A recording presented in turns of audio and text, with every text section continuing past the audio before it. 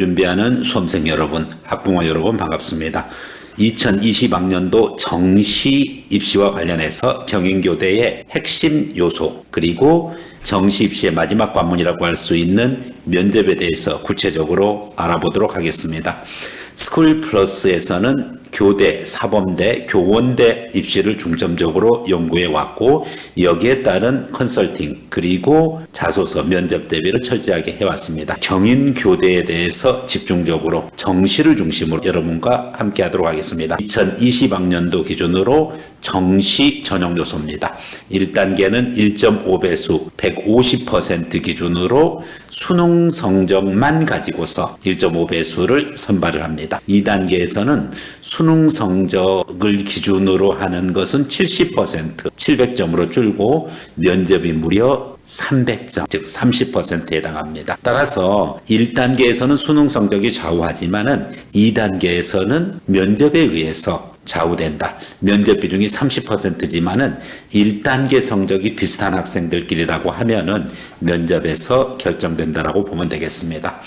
경인교대는 초등교육과 나군에 해당하고 수능 일반 학생 전형으로 225명을 정시 나군으로 선발하고 있다 말씀드렸고요. 1단계에서 수능 100%로 뽑고 1.5배수 상태에서 2단계 면접으로 들어가게 되는데 지금 225명 기준으로 해서 이것의 절반 인원 112명 정도 합치게 되니까 전체 337명 338명 정도가 1단계 합격을 하게 됩니다. 1단계 합격된 학생 중에서 113명 정도가 부득이 2단계 최종 단계에서는 탈락되게 되어 있고 그 탈락되고 합격하느냐의 핵심적인 요소는 바로 면접 30%입니다. 면접 30%의 평가 항목 및 방법입니다. 평가 항목은 교직 적성과 교직 인성 두 개 영역에 대해서 평가합니다. 교직 적성 면접은 다시 세 가지입니다. 문제 해결 능력, 지식 정보 활용 능력, 의사 표현 능력입니다. 교직 인성에 해당하는 경우는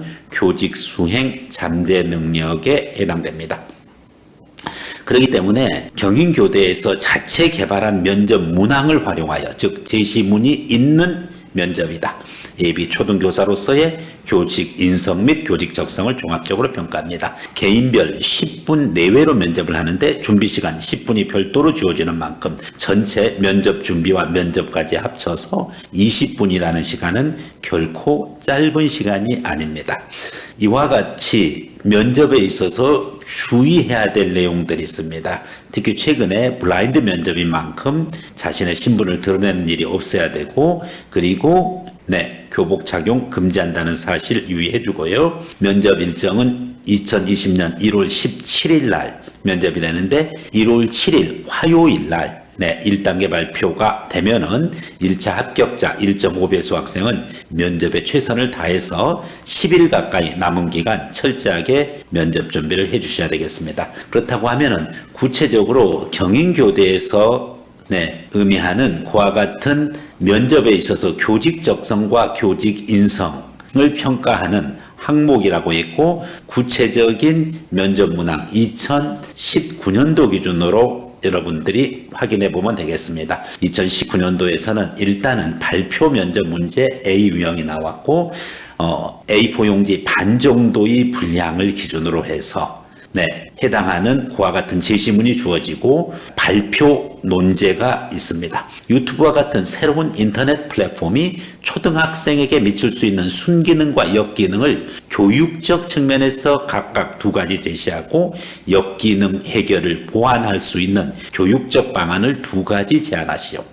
이와 같이 제시문을 주고 그리고 발표 형태로 면접을 치르는 겁니다. 즉 묻고 답하고 이런 식으로 Q&A가 자주 반복되는 그런 형태의 면접이 아니라는 사실이죠. 일단 제시문 주고 쭉 자신이 3분에서 5분 정도 발표할 수 있는 역량을 가져야 됩니다. 이것이 경인교대 발표 면접의 핵심이고 그리고 분명히 순기능과 역기능을 교육적 측면에서 각각 두 가지 제시하라 그랬습니다. 그래서 브레인스토밍이 잘 돼야 됩니다. 순기능 2가지, 역기능 2가지. 발표를 할 때도 반드시 얘기를 해주고 발표하는 것이 좋습니다. 유튜브와 같은 인터넷 플랫폼이 초등학생에게 미치는 순기능 2가지에 대해서 말씀드리겠습니다. 첫째, 이러이러한 좋은 점. 둘째, 이러이러한 좋은 점. 해주는데 첫째와 둘째를 이야기할 때 각각의 사이에다가 부연 설명을 충분하게 해줘야 되겠습니다.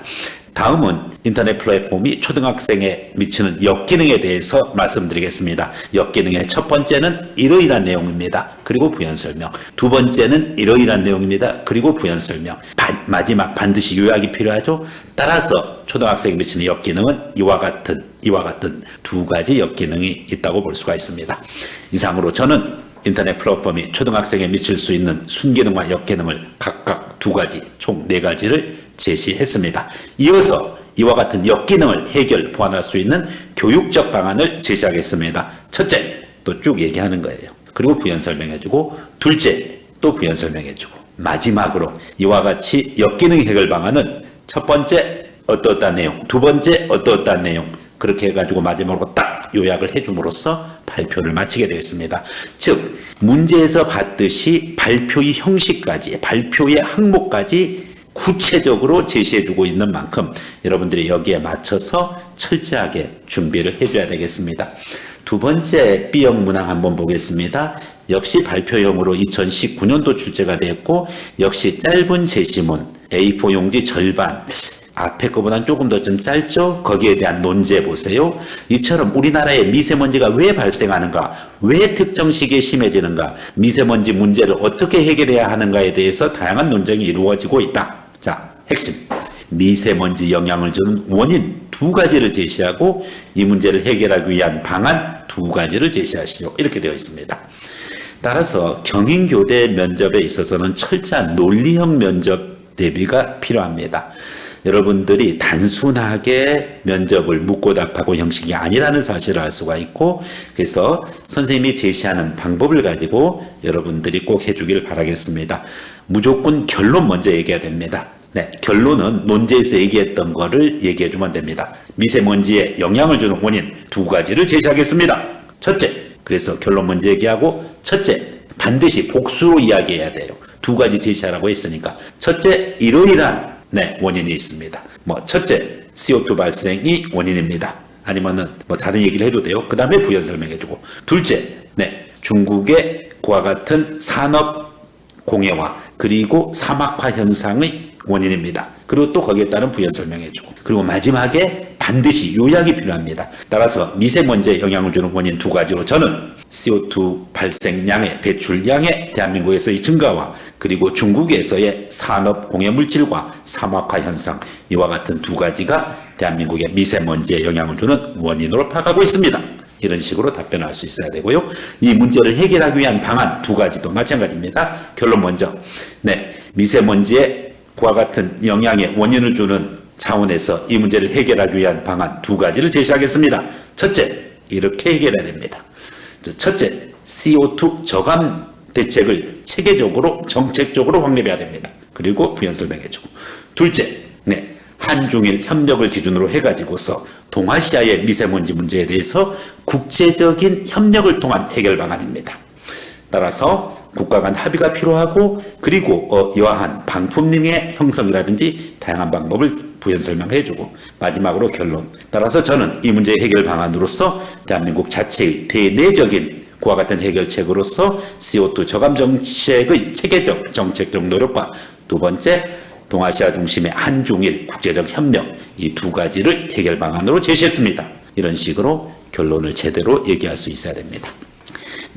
여러분들이 진정으로 원하는 경인교대, 꿈을 키워가는 대한민국을 대표하는 국내 최고의 초등교원 양성 교육기관입니다.